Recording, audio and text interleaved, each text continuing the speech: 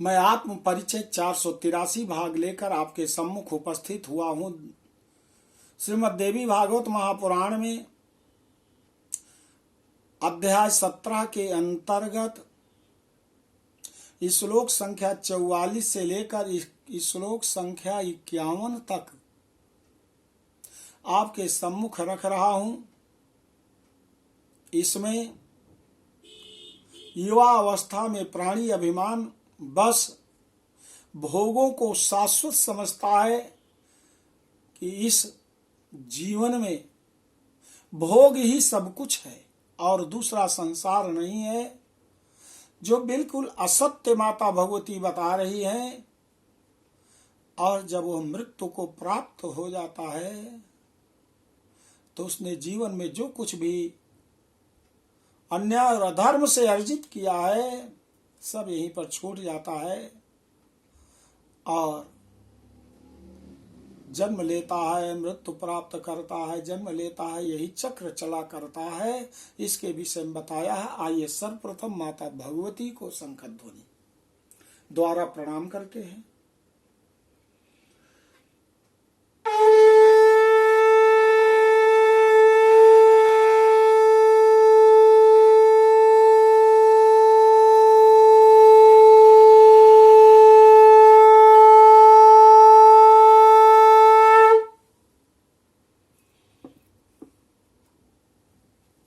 माता भगवती कहती हैं, पिताजी आप सुनिए।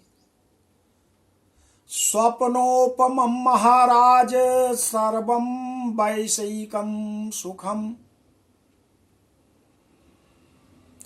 तथापि न भवेद्धानिराभिमानस्य देहिनाम् न चैदद्वीक्षते देहि मोहितो मम मायया वीक्षते केवलान भोगांस्तत्र शाश्वतिकानिव आकस्माद् ग्रसते काला पूर्णे चायुष भूधरः यथा ब्यालो अन्तिके प्राप्तं मण्डूकं ग्रसते क्षणात् हा हन्त जन्म तदपि विफलं यातमेव हि एवं जन्मांतरमपि विफलम जायते तथा निष्कृतिर्विद्यते नयु विषयान् अनुसेविनाम् तस्मात् आत्मविचारेण त्यक्त्वा वैषयिकं सुखम् शाश्वतैश्वर्यं मनविच्छन् मदर्चन परो भवेत् तदैव जायते भक्तिरियं ब्राह्मणी निश्चला देहादिभ्या पृथक्त्वेन निश्चित्यात्मानम् आत्मना देहादिमताम् मिथ्या ज्ञानजाम परिसंतज्येत। देहादिभ्या पृथक्त्वेन निश्चित्य आत्मानम् आत्मना देहादिमताम् मिथ्या ज्ञानजाम परिसंत्यजेत। पितस्त्वं यदि संसार दुःखान् निर्वृत्तिम् इच्छसि तद आराधय माम भक्तया ब्रह्मरूपं समाहितः।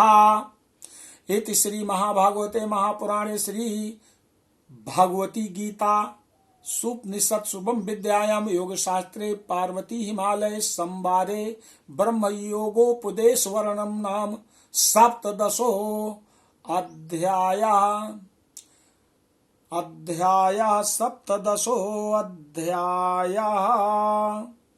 माता भगवती कहती हैं कि हे पिताजी, हे महाराज, विषय वासना संबंधी सभी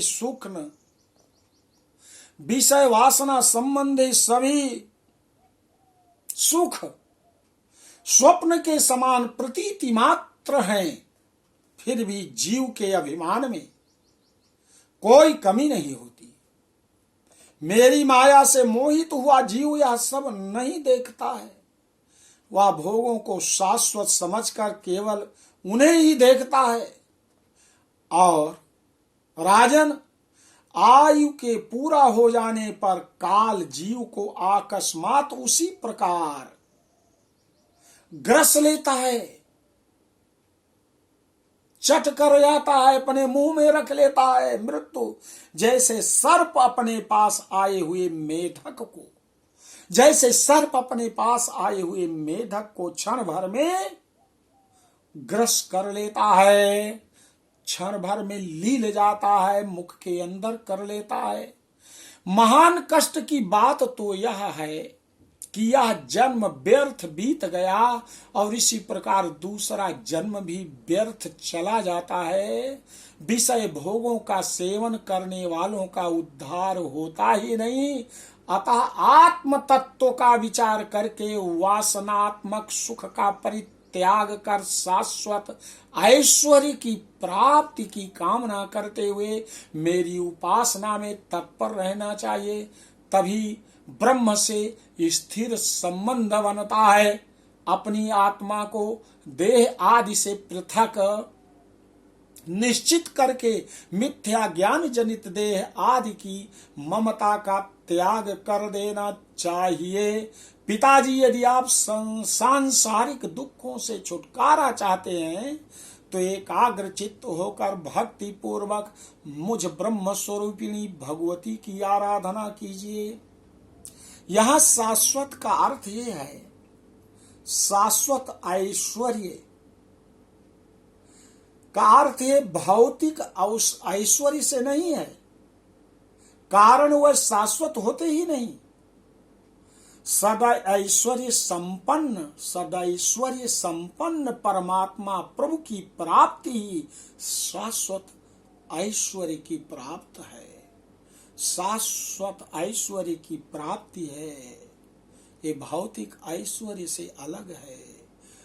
तो यहाँ पर 17वां अध्याय समाप्त हुआ।